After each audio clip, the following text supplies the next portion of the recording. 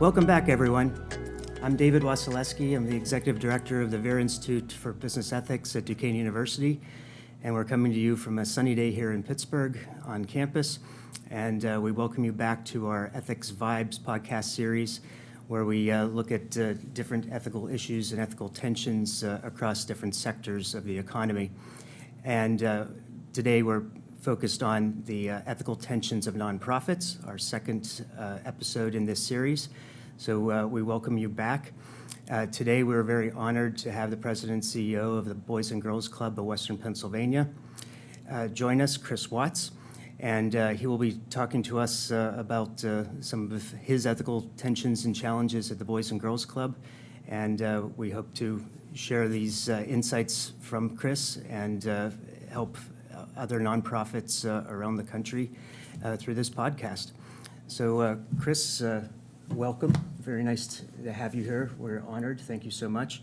I want to give a quick shout out to our mutual friend Millie Myers for connecting us. I hadn't met Chris until recently, so we're now getting to know each other pretty well. So Chris, to start off, tell us your story. Tell us about yourself and how you got involved in the Boys and Girls Club. I know you've been there about 3 years now. Yeah, I appreciate it, David, and thanks for the opportunity. It's always, for me, a privilege to share about the mission that we do, because really the Boys and Girls Clubs is about community, and the more people that we have aware of the opportunities to support the kids we serve and the future of the region, the better. So just thanks for the opportunity to share.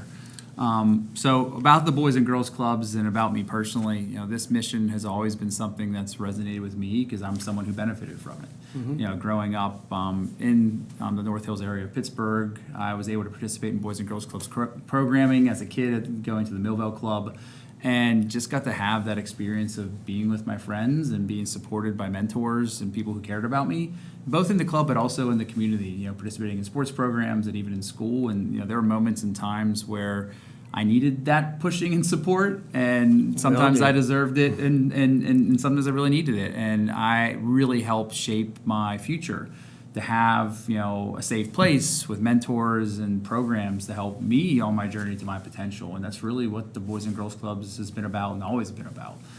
So that inspired me a few years ago when this opportunity became available to pursue that and to see what I can contribute and bring the experience that I had previously to an incredible organization and mission that I think really helps communities that need the support and deserve the support, because every kid deserves an opportunity to thrive, and that's really what the Boys and Girls Clubs is all about. Yeah, years ago, teaching at Duquesne for over 20 years now, I had set up a partnership with Boys and Girls Club, so I have a personal vested interest in this too. I mean, the support that your organization gave us and our students for setting up service opportunities was just amazing, and they learned so much about the kids and how this really helps them connect with their community and with each other and actually grow as adults. It's fantastic. Well, I think the feeling, I'm sure, was not just mutual with us, but even much more beneficial. I mean, having people who care about our mission and having students that are giving back and learning about the communities in which they are learning in or hopefully living in long term is really meaningful. And so we are grateful for the long-term partnership with Duquesne University. And even, I'm not sure we even talked about this, the Boys and Girls Club of Western Pennsylvania was founded in 1888 right uptown, right off of campus. Yeah. And so our history runs deep in this community, runs deep as an extension of Duquesne University. And we're excited to rebuild and reestablish some of that partnerships through this discussion and beyond, but certainly appreciate the students' engagement with our work, because as I mentioned earlier, the more people who know and care about what we do and engage in it, the better our mission's going to be, and really the better our region's going to be. The more people, I like to say, the more people care about the Boys and Girls Club and the stronger we are, the better our communities are going to be. You're such an important piece of the fabric of our community too, so thanks to you, you've really, I think, added so much value to the youth of this community. Part of the reason for this podcast series is it's challenging times economically and socially for nonprofits. How has the Boys and Girls Club of Western Pennsylvania evolved to still meet the needs of their stakeholders, but still honoring your own mission? Yeah, I think that's the real purpose of us as an organization. And my primary responsibility as the CEO is to ensure that we evolve, that we set up a culture and an operating structure to make sure that we can be resilient during uncertain times, we can be consistent to the communities that rely on us, and we can be leaders to help push our mission forward regardless of the situation. And so you're right, it's not an easy time to operate a nonprofit. I don't know if it ever was, but certainly now with a lot of the uncertainty, particularly with public sector funding, which over the last decade or so really has anchored a lot of nonprofits and community, has required us to evolve our thinking, diversify our resources, and to prepare our team to have that growth mindset, that resiliency, because changes are inevitable and we have to keep making sure that they're positive and iterative towards a bigger vision. And so how we've done that is, I think the first thing, and you know, I appreciate the comments about, you know, what I have contributed to it, but it's really having the team. I think that the most important part of our mission is having the people that are there that understand why we exist, understand the purpose, and I think show and exude the culture that we need to have to be there for the kids and the communities that we serve. And that is not an easy process to, establish a process, establish a culture in an organization, and ensure you have the right people there to execute against it. And so that's been a big priority over the last few years, is to build that culture and to build the community as an organization to be able to handle evolution and change.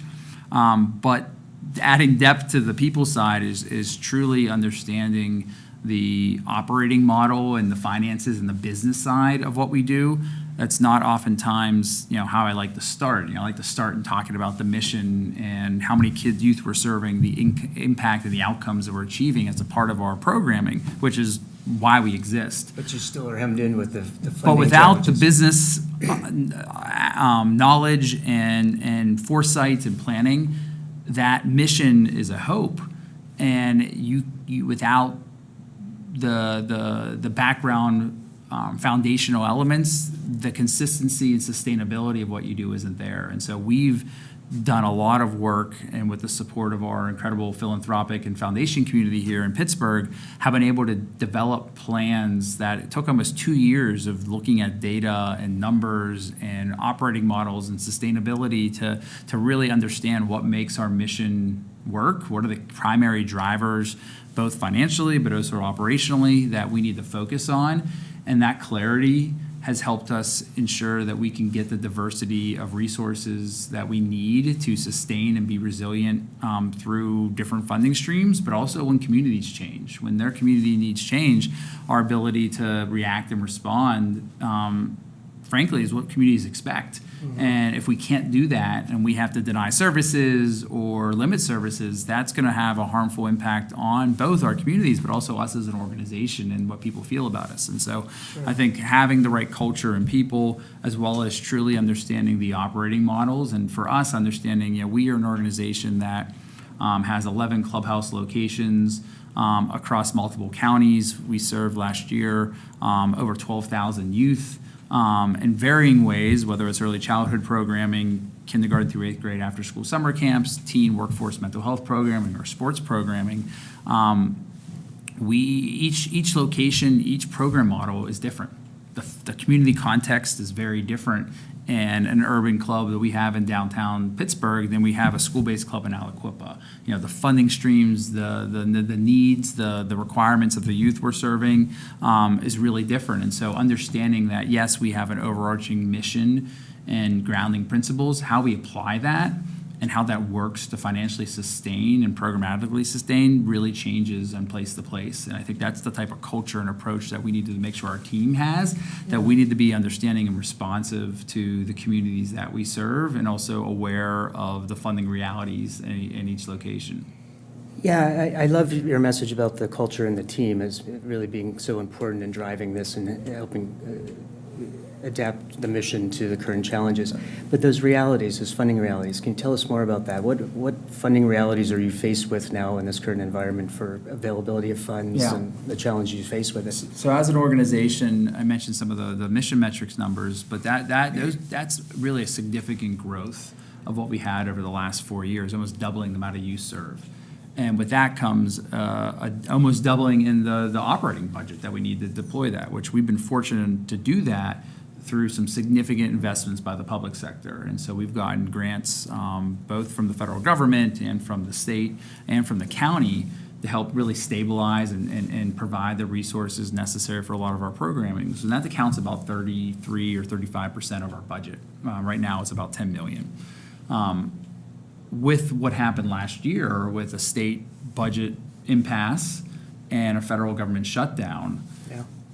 what that means is that 33% of our budget, those are all reimbursable grants. Almost all of our public sector grants are monthly reimbursable. And so say we get $1 million grant, which is incredible, we're not getting that cash up front.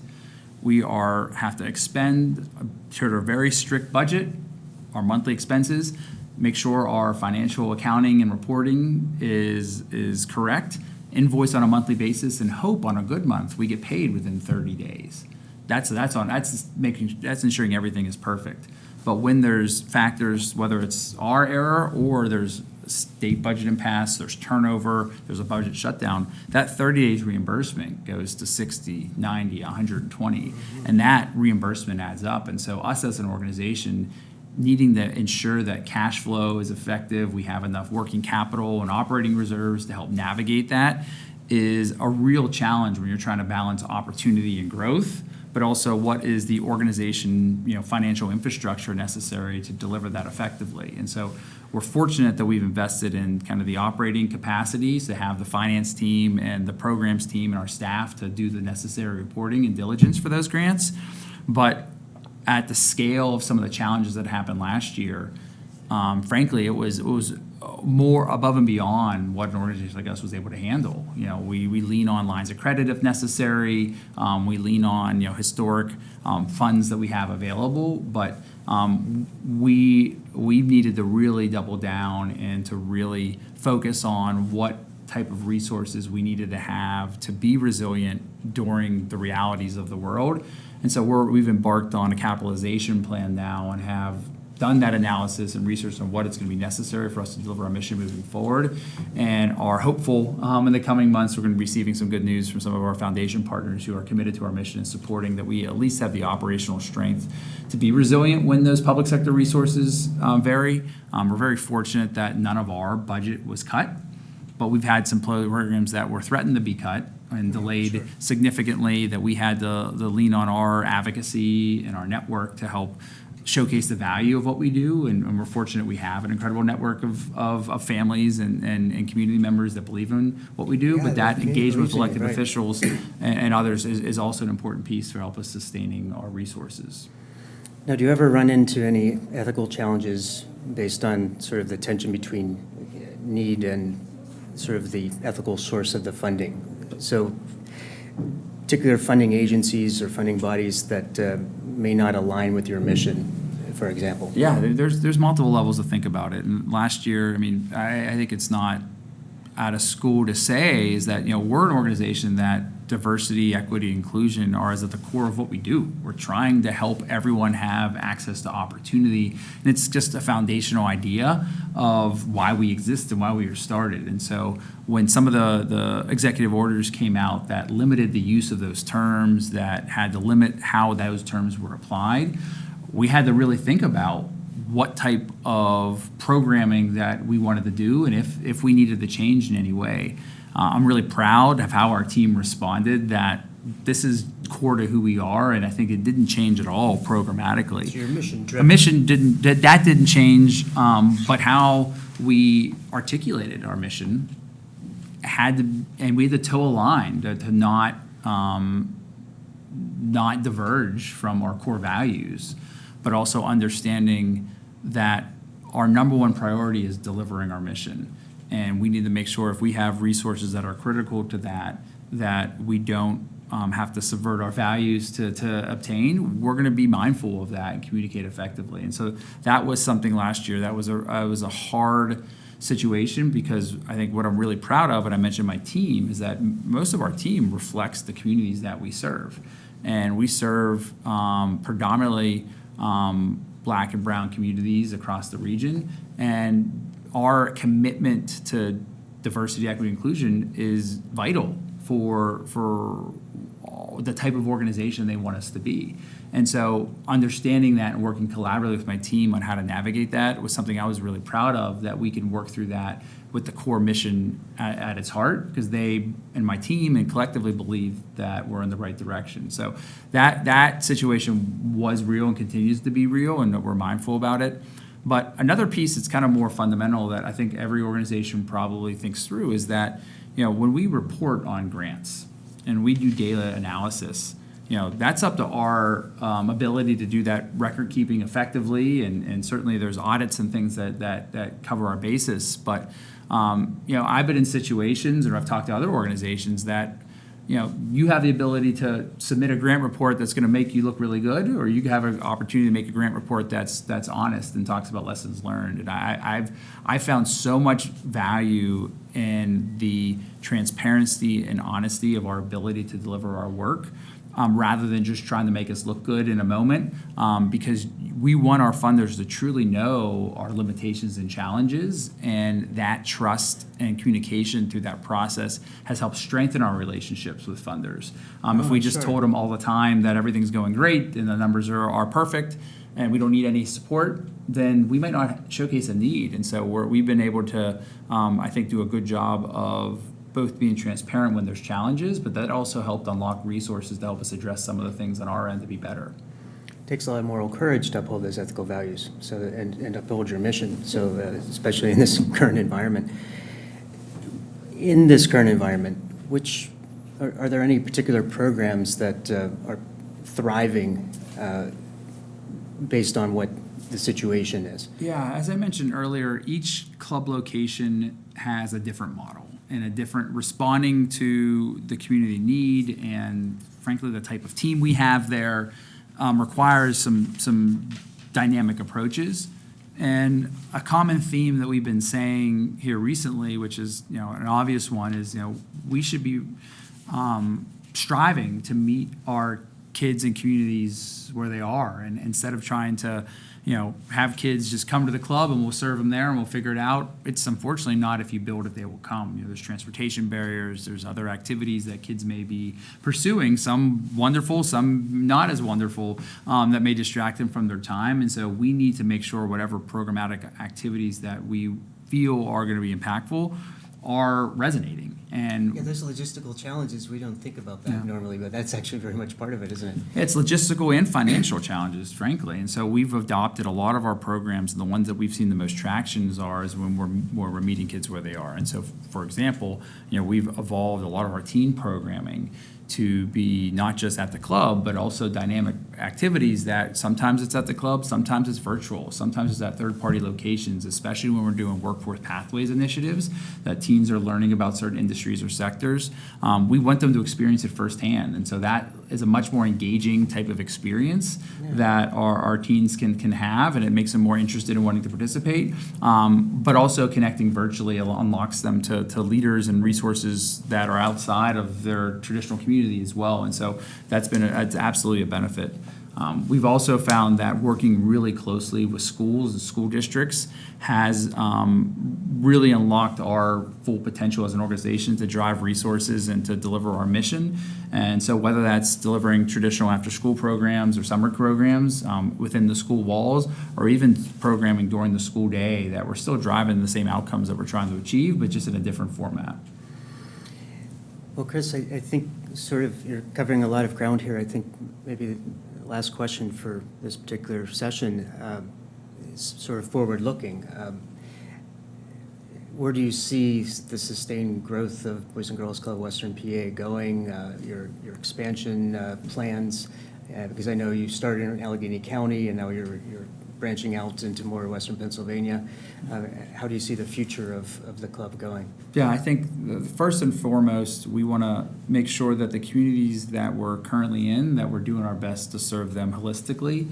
And we see ourselves not just as a after-school program that operates in a vacuum. We see us as a organization that helps drive our mission in collaboration with community partners and leaders in any way that makes sense. And so some ways we're trying to write grants with folks to drive resources to programs that aren't even ours, but that's going to help accelerate our mission in different capacities. And so building those strong relationships with our school districts, our public officials, our elected officials, our community leaders, our grassroots programs that are doing a lot of this work is something that is going to help us, I think, grow and expand our mission, both inside Allegheny County, but because of Allegheny County's incredible resources that we have in terms of our county government and kind of the major corporations and philanthropic institutions that are here, there are resources that to help support some of this work. When you get out of Allegheny County, the dynamics change quite a bit. And there's not as many programmatic activities or providers or organizations like ours that are trying to help move the ball forward. And so we've been having strategic conversations with counties outside of Allegheny just to see how we can support and what capacity that looks like. It might involve a programming. In Beaver County, we just launched an after-school program in Aliquippa School District last year that we have incredible support. It's community support around. We have a program in Somerset County that we work in collaboration with a lot of community partners to make that work and sustain. And in other communities, the model may be different. But I think us as an organization, we want to be one that responds to the need and to works to advocate for and secure resources to help drive our mission forward. How would you summarize your message to sustain and uphold your mission and ethical values to other nonprofit leaders? I think it's as simple, I guess, but doing the right thing and taking the time and building the relationships to work through challenges pays off. I mentioned earlier kind of the ethical dilemmas possibly with the mission delivery or with funding, but another piece of ethical dilemma is with the community relationships, and that the work that we do impacts so many people in so many different ways. And so we're at our best is when we have trusting relationships with community and funders that are honest and transparent. And that's not always easy to do or uphold because you have to make decisions sometimes. And sometimes that's ethical, sometimes it's just the speed of trying to get things done. Sure. But I think that is a really important part of what makes our mission effective is earning the community trust and relationships. And certainly, like any organization, we have room for growth there and are striving and aspiring to be that community leader, but that's what we're pushing towards, and that's what we acknowledge. It's truly important for us to be as effective as possible, because when there's more people that know and care and believe in what we're doing, the better we're going to be. The more, especially in times of uncertainty, if we need something, if we need resources or support, they'll have our back. Just like we want to have the community's back on a daily basis. And so that type of trust, I think is an important piece, and to be able to have the comfort to share when things aren't perfect with some folks to navigate challenges together. Well, Chris, I assure you, you've earned the community's trust, and we thank you for all you do. Admire your mission and vision there for Boys and Girls Club of Western PA. So thank you so much for being here today and sharing your insights on how to balance those ethical tensions for what's facing nonprofits today. No, we appreciate it, David. Thanks for the opportunity, and for those listening, I mean, we need the community to make our mission work. We need the support, and so having opportunities like this to share a little bit and get folks a little bit of insight of what makes our mission possible. Every bit of support that we get helps us push more in that direction, so appreciate it. Well, you should be very proud of that. So that wraps up this session of Ethics Vibes podcast on the ethical tensions facing nonprofits. I wanted to thank again our guest, Chris Watts, the president and CEO of the Boys and Girls Club of Western Pennsylvania. And this podcast will be available pretty much wherever you get your podcasts, on YouTube, Spotify, Apple, and LinkedIn. I want to also thank Don Moe for giving us his Media Center space. He's the Media Center director here at Duquesne University, and he's been quite a nice mentor to me and just been so kind and gracious to us for this space. And also our production team, Tricia Brancolini and Andrew Cummings, for helping produce these podcasts. And we will see you next time on Ethics Vibes.